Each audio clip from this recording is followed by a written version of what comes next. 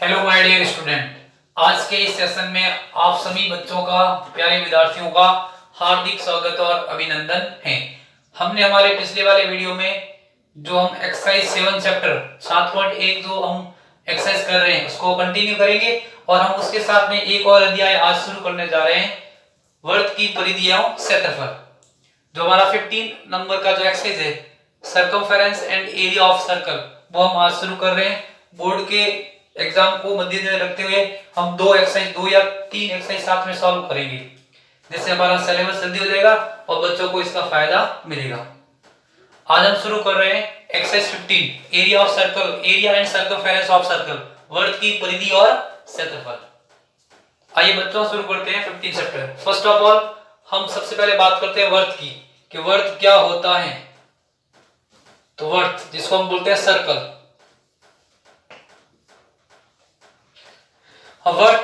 वृत्त क्या होता है? तो समतल में स्थित बिंदुओं का समूह होता है जो एक निश्चित बिंदु से फिक्स दूरी पर स्थित होते हैं। वृत्त की परिभाषा की बात करते हैं, डेफिनेशन ऑफ सर्कल की बात करते हैं। तो वृत्त क्या होता है? एक नियत बिंदु, एक फिक्स बिंदु से नियत दूरी पर स्थित बिंदुओं के समूह को वृत्त कहते हैं। जैसे बिंदु है O, इस बिंदु से नियत दूरी पर बहुत सारे बिंदु होंगे, तो इस बिंदुओं के समूह को, इन सभी बिंदुओं के समूह को हम क्या बोलेंगे? वृत्त। एक फिक्स बिंदु से नियत दूरी पर स्थित बिंदुओं के समूह को वृत्त कहते हैं। अगर इन सभी बिंदुओं को मिला दूं तो जो आकृति बनेगी उसको हम क्या बोलते हैं? वृत्त। और ये हमारे बिंदु पद में एक प्रश्न भी बनता है, जो हमारा 10th चैप्टर है ना बिंदु पद, उसमें प्रश्न आता है। जो पार्ट ए है बोर्ड क्लास में, बोर्ड का जो पेपर होता है उसमें पहले भाग में 1 नंबर का सवाल आता है कि एक नियत दूरी पर स्थित बिंदुओं का बिंदु पद क्या होगा।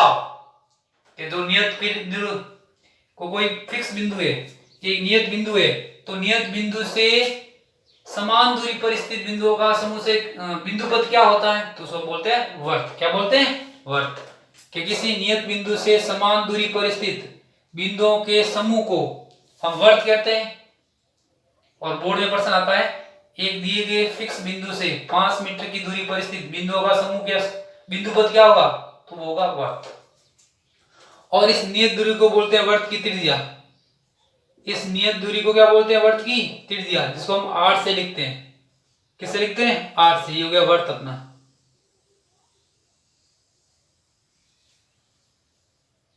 इसको इंग्लिश में बोलते हैं रेडियस। क्या बोलते हैं? रेडियस। इसको r से मेंशन करते हैं। जैसे ये वृत्त है, एक नियत बिंदु से समान दूरी पर स्थित बिंदुओं के समूह को वृत्त कहते हैं। इसको बोलते हैं त्रिज्या r, इसको r से लिखते हैं। और ये वृत्त का केंद्र O, और ये बन गया पूरा वृत्त का व्यास। जो केंद्र से वृत्त की वह सबसे बड़ी जीवा जो वृत्त के केंद्र से होकर गुजरती है उसे हम व्यास कहते हैं। और इसको हम d से लिखते हैं। किससे लिखते हैं? d से। ये वृत्त का व्यास है, डायामीटर ऑफ सर्कल। इंग्लिश में क्या बोलते हैं इसको? डायामीटर। और ये रेडियस, वृत्त की त्रिज्या, जिसको हम r से लिखते हैं, इंग्लिश में बोलते हैं रेडियस।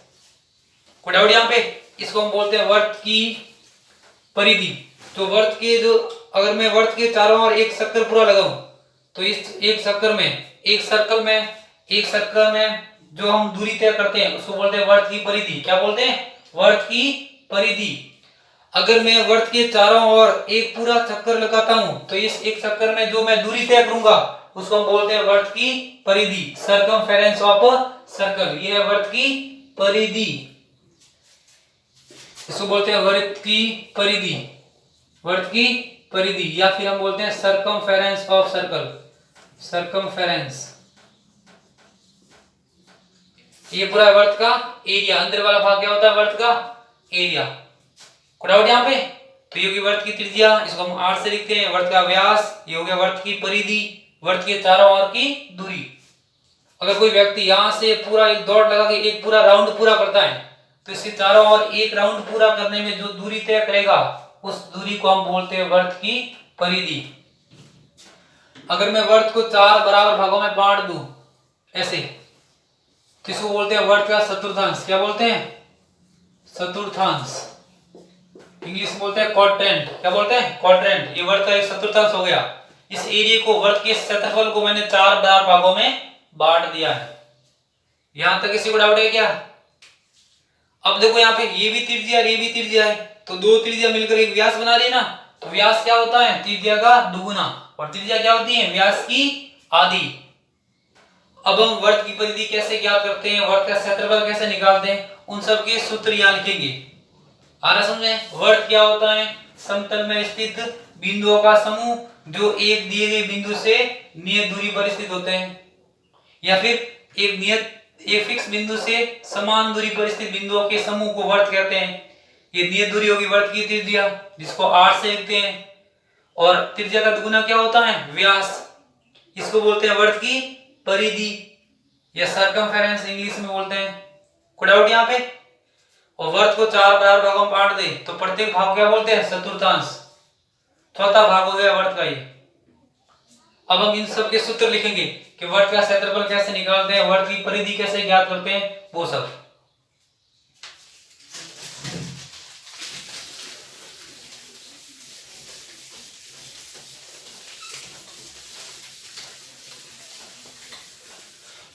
तो ये हो गया वर्त,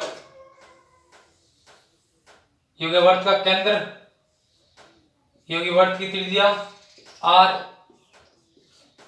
ये होगी वर्त की परिधि सर्कमफेरेंस ऑफ सर्कल, ये होगा वर्त का केंद्र। तो पहले बात करते हैं वर्त का व्यास। तो व्यास को हम लिखते हैं, जो वर्त का व्यास होता है उसको मेंशन करते हैं d से।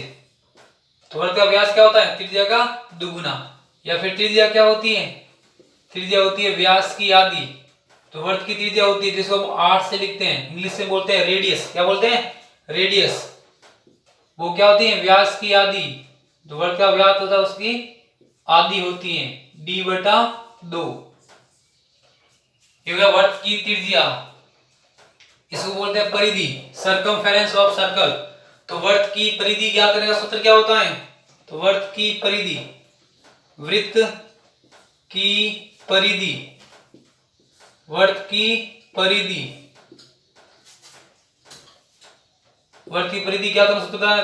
2πr, 2πr। ये होगी वर्त की परिधि, circumference of circle equal to 2πr। फिर आता है वर्त का क्षेत्रफल, वर्त का क्षेत्रफल, वर्त का क्षेत्रफल होता है πr स्क्वायर, πr स्क्वायर। ये अंदर वाला भाग पूरा, इसको बोलते हैं वर्त का क्षेत्रफल। कोई वर्ताकार खेत है तो उस खेत का क्षेत्रफल कैसे निकालोगे? तो वर्त का क्षेत्रफल πr स्क्वायर, जहां पाई की वैल्यू क्या होती है? तो पाई का मान होता है 22/7 या फिर 3.14। अगर परसेंट में दिया हुआ है 3.14 तो 3.14 लेना है, नहीं तो लोगे आप 22/7। ये होगा वर्त का क्षेत्रफल। वर्त की परिधि होती है 2πr। फिर आता है वर्त के चतुर्थांश का क्षेत्रफल, वर्त के चतुर्थांश का क्षेत्रफल, चौथे भाग का क्षेत्रफल। तो 4 का भाग दे दो तो चतुर्थांश का क्षेत्रफल क्या हो जाएगा? वो होता है 1/4 πr स्क्वायर। अगर मैं इसको आधा कर दूं, इसको बीच में से यहां से काट दूं, तो क्या बन जाएगा? अर्धवर्त। क्या बन जाएगा? अर्धवर्त। ये बन गया अर्धवर्त। ये इसका केंद्र हो गया, इसकी त्रिज्या r होगी, इसकी त्रिज्या r होगी। अब परिधि क्या होती है? कि किसी बंद आकृति के चारों ओर की दूरी। अगर कोई बंद आकृति है और उसके चारों ओर मैं एक पूरा राउंड लगाऊं, तो उस राउंड में मैं जो दूरी तय करूंगा वो उसकी परिधि। अगर हमें ये हो गया अर्धवर्त, क्या हो गया? अर्धवर्त, सेमी सर्कल, अर्धवर्त, इंग्लिश में बोलते हैं इसको सेमी सर्कल, सेमी सर्कल।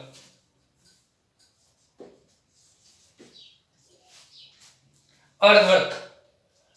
अब देखो यहां से जो हमारा पूरा ये राउंड था वो था 2πr। अब मैंने इसको आधा कर दिया, तो आधा यहां से लेके यहां तक कितना हो जाएगा? πr।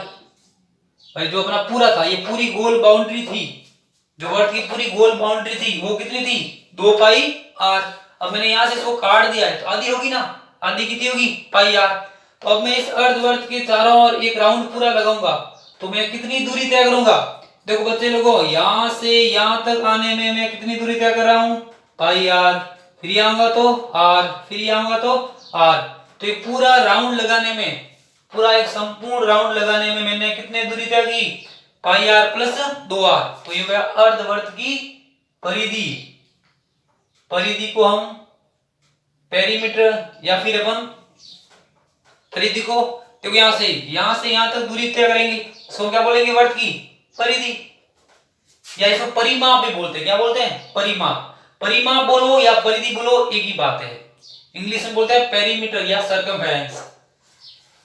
तो अर्धवर्त की परिधि या अर्धवर्त का परिमाप, दोनों का मतलब एक ही है।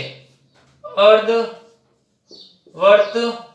का परिमाप या अर्धवर्त का परिमाप क्या होगा, पाई आर प्लस 2r। बहुत ही इंपोर्टेंट फॉर्मूला जाना नहीं। यहां से पूरा मैं एक राउंड लगाऊंगा तो परिमाप क्या होता है, किसी बंद आकृति के चारों ओर की दूरी। तो मैं यहां से पूरा एक राउंड लगाऊं तो मैं कितनी दूरी तय करूंगा, पाई आर प्लस 2r। ये हो गया अर्धवर्त का परिमाप। अब पूरे वर्त का क्षेत्रफल होता है पाई आर स्क्वायर, तो आधे वर्त का क्षेत्रफल कितना होगा, उसको आधा कर दो। तो अर्धवर्त का क्षेत्रफल, तो अर्धवर्त का क्षेत्रफल वो होता है पाई आर स्क्वायर। अब आधा वर्त है तो क्षेत्रफल को आधा कर दो। डाउट यहाँ पे, पूरे वर्त का क्षेत्रफल होता है पाई आर स्क्वायर, तो आधे का कितना होगा, तो मैंने आधा कर लिया। हो गया एरिया ऑफ सेमी सर्कल, अर्धवर्त का क्षेत्रफल पाई आर स्क्वायर बटा 2। हो गया अर्धवर्त का परिमाप पाई आर प्लस 2r। वर्त के चतुर्थांश का क्षेत्रफल 1/4 पाई आर स्क्वायर। पूरे वर्त का पाई आर स्क्वायर है तो चौथे भाग कितना होगा, 1/4 पाई आर स्क्वायर। ये होता है चतुर्थांश से। ये हो गया वर्त का चतुर्थांश, चौथा भाग। ये भी त्रिज्या, ये भी त्रिज्या, और पूरा घुमाओगे ऐसे तो बनेगा वर्त। इसको बोलते हैं वर्त का एक चतुर्थांश, क्वाड्रेंट ऑफ सर्कल। डाउट यहाँ पे, त्रिज्या क्या होती है, व्यास की आधी। बहुत बार व्यास दिया होता है, पहले त्रिज्या निकालते हैं आर, फिर जो भी ज्ञात करना है ज्ञात कर सकते हैं। तो ये सर्कल जो अपना वर्त है उससे संबंधित कुछ सूत्र है। इसके बाद आप आएगा त्रिज्या खंड, वर्त खंड, उसकी बात हम बाद में करेंगे। तो यहाँ तक किसी डाउट है क्या, यहाँ पे 15.1 जो 15.1 एक्सरसाइज है पर्सनली, उसके अंदर यही फॉर्मूले, यही सूत्र काम में आएंगे। वर्त की परिधि 2 पाई आर, वर्त का क्षेत्रफल पाई आर स्क्वायर, वर्त की चतुर्थांश का क्षेत्रफल 1/4 पाई आर स्क्वायर, अर्धवर्त, वर्त को आधा कर दिया, अर्धवर्त बन गया। कोई डाउट यहाँ पे, 1% कर दिया है ना।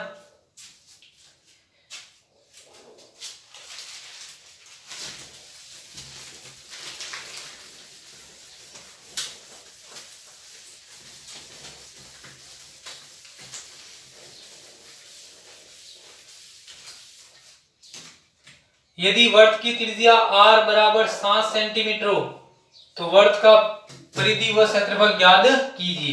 यदि वर्त की त्रिज्या r, या व्यास दे देगा, यदि वर्त का व्यास 7 सेंटीमीटर हो तो वर्त की परिधि और उसका क्षेत्रफल ज्ञात कीजिए। बहुत ही सरल, व्यास दिया हुआ है तो त्रिज्या क्या होती है बच्चे लोगों, व्यास की आधी, तो त्रिज्या होगी 7/2।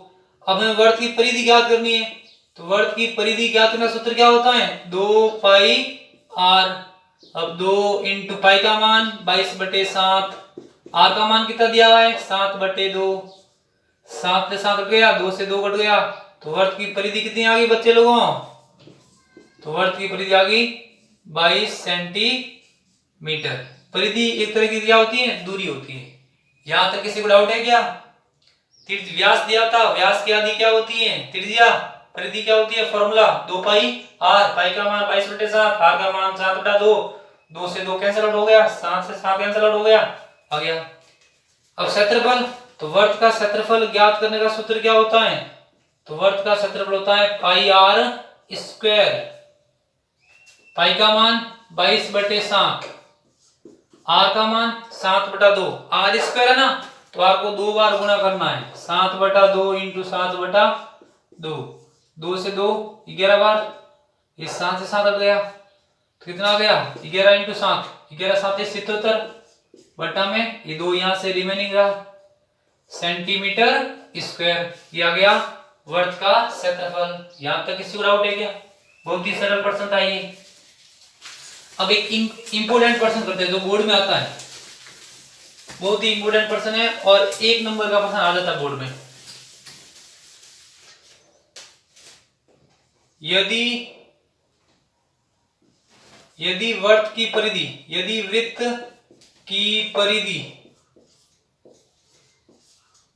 44 सेंटीमीटर हो तो वृत्त का क्षेत्रफल ज्ञात कीजिए। वृत्त का क्षेत्रफल ज्ञात कीजिए। क्या दे दिया आपको? यदि वृत्त की परिधि 44 सेंटीमीटर हो, हमें दे रहा है यदि वृत्त की परिधि 44 सेंटीमीटर हो तो वृत्त का क्षेत्रफल ज्ञात कीजिए। अब आपको परिधि दे दी, त्रिज्या नहीं दी ना, तो गणित में क्या होता है कि एक ही सूत्र होता है, उस सूत्र को बार बार घुमाया जाता है। कभी वो परिधि दे देगा और त्रिज्या पूछ लेगा और क्षेत्रफल पूछ लेगा, कभी वो त्रिज्या दे देगा और परिधि और क्षेत्रफल पूछ लेगा। अब यहाँ कह रहा है यदि वृत्त की परिधि 44 सेंटीमीटर हो तो वृत्त का क्षेत्रफल व त्रिज्या ज्ञात कीजिए या त्रिज्या व क्षेत्रफल ज्ञात कीजिए। तो हम पहले क्या करेंगे बच्चे लोगों, परिधि की सहायता से वृत्त की त्रिज्या निकालेंगे, फिर वृत्त का क्षेत्रफल। इसको हल करते हैं। हमें परिधि दे रखी है, हमें वृत्त की परिधि दी हुई है, कितनी दी हुई है? 44 सेंटीमीटर। और परिधि ज्ञात करने का सूत्र क्या होता है? 2 पाई r, और वो कितना दे रखा है? 44। कोई डाउट यहाँ पे? भाई वृत्त की परिधि ज्ञात करने का सूत्र क्या होता है? 2 पाई r, और वृत्त की परिधि कितनी दे रखी है? 44। अब 2 इंटू पाई का मान 22/7, r हमें ज्ञात करना है, गुणा कर लो तो 44/7 into r equal to 44। r ज्ञात करना, इसको साइड भेज दो तो 44 इंटू बटे वाला किस में जाएगा? गुणा में, और गुणा वाला किस में जाएगा? भाग में। 44 कैंसिल आउट हो गया तो r कितना आ गया? 7। अब हमें निकालना है क्षेत्रफल, तो हम निकाल सकते हैं ना। तो वृत्त का क्षेत्रफल ज्ञात करने का सूत्र क्या होता है बच्चे लोगों? तो क्षेत्रफल होता है पाई r स्क्वायर। ये मैं रब कर रहा हूं पास वाला।